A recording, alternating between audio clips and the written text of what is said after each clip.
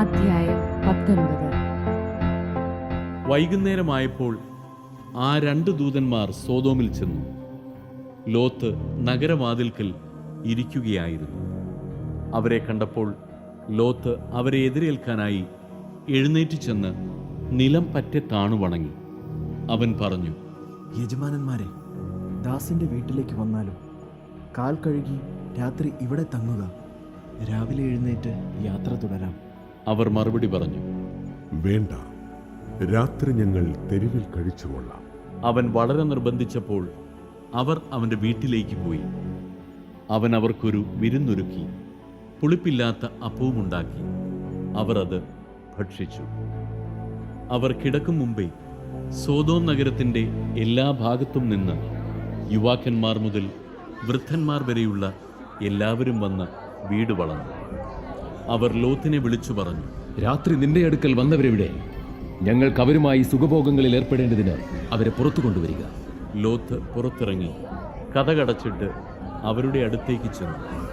അവൻ പറഞ്ഞു, സഹോദരരെ, ഇത്തരം മ്ലേച്ഛത കാട്ടരുതെന്ന് ഞാൻ നിങ്ങളോട് യാചിക്കുന്നു.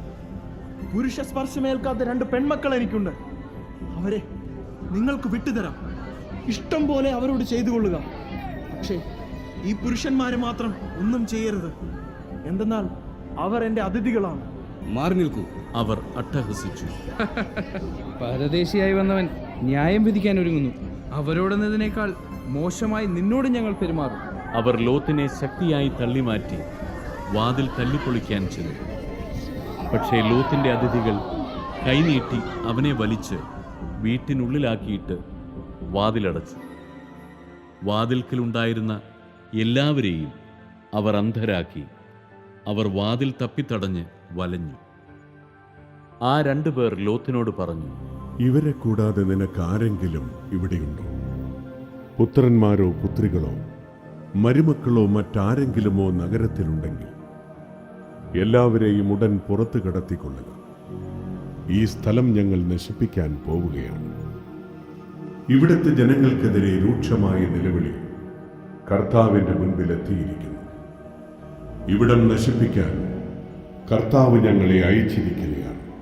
ഉടനെ ലോത്ത് തന്റെ പുത്രിമാരെ വിവാഹം ചെയ്യാനിരുന്നവരുടെ അടുത്ത് ചെന്ന് പറഞ്ഞു, എഴുന്നേറ്റുടനെ സ്ഥലം വിട്ടു പോവുക. കർത്താവ് ഈ നഗരം നശിപ്പിക്കാൻ പോവുകയാണ്. എന്നാൽ അവൻ തമാശ പറയുകയാണ് എന്നത്രേ അവർക്ക് തോന്നിയത്.